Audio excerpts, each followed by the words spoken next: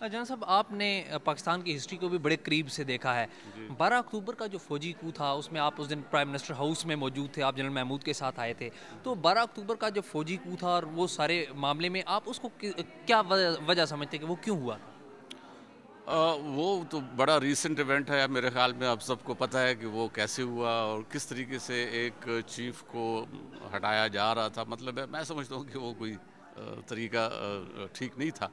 बाहर कैफ मैं ये भी in the same breath I would like to say that I don't really endorse what happened, you no.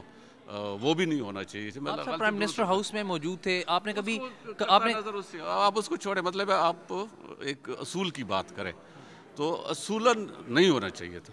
फौज लेकिन को सर नहीं आपने आना कभी आप उस वक्त मेजर जनरल थे और आप जनरल महमूद के साथ army chief prime minister house में गए थे। छोड़ दें उस सब्जेक्ट, उसका कोई रेलेवेंस नहीं है इस सब्जेक्ट के साथ। आप असूली बात करें और असूली बात यह है कि फ़ौज को नहीं आना चाहिए पॉलिटिक्स में। सर मैं सिर्फ ये जानना चाह रहा हूँ, आप क्या आपने जनरल मुशर्रफ से कहा था कि ये गलत हुआ है? आपने कोई डिसेंटिंग नोट दिया था? मैं इसके ऊपर नहीं कमेंट करना चाहता। आप कोई और सवाल पूछना है तो पूछ ले। नहीं, लेकिन जन साहब, ये पाकिस्तान की हिस्ट्री का एक बड़े अहम मामला हैं जिसमें आपने अभी इसके सवाल के जवाब के लिए बहुत सारे लोग मौजूद हैं, ठीक है। और जो बंदा इसका रिस्पॉन्सिबल था उससे मेरे ख्याल में सवाल पूछा जाए तो बेहतर। लेकिन सर आप समझते हैं कि आर्टिकल 6 के तहत कार्रवाई होनी चाहिए जनरल मुशर्रफ पे और उन तमाम जनरलों पर बशमूल आपके? ये फैसला तो सुप्रीम कोर्ट कर सकते हैं, क्योंकि मैं कोई जज तो नहीं हूँ। आपने सर कभी जनरल मुशर्रफ से कहा था कि ये सब कुछ गलत हुआ? I think I've said enough, thank you.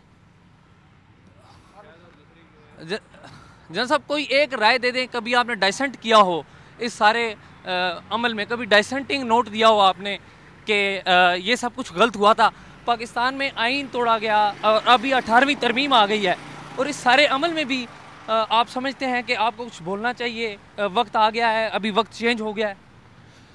देखिए, ये एक बंदे का फैसला था, एक इंडिविजुअल एक ही बंदे का फैसला था और उसी से आप पूछ सकते हैं। मेरे ख्याल में मैं इस पोजीशन में नहीं हूँ कि इसका मैं सर बिल्कुल एक बंदे का फैसला था, लेकिन कभी आपने उस वक्त सोचा था जब आप प्राइम मिनिस्टर हाउस जा रहे थे कि ये आइन की खिलाफ वर्जी कर रहे हैं आप? जी। अच्छा, तो और सर आपने जानते हुए? नहीं, आइन की खिलाफ वर्जी की बात नहीं है। मैंने तो एक ऑर्डर माना है जो मुझे सुपीरियर की तरफ से मिला, तो मैंने ऑर्डर।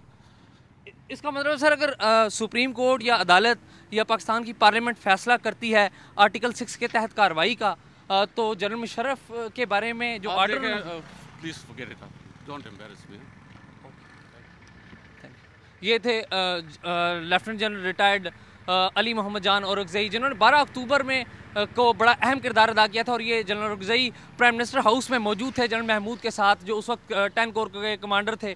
उनके साथ ये प्राइम मिनिस्टर हाउस में आए थे और इन्होंने प्राइम मिनिस्टर हाउस पर कब्जा किया था। Ejaz Saeed, Dawn News, Islamabad.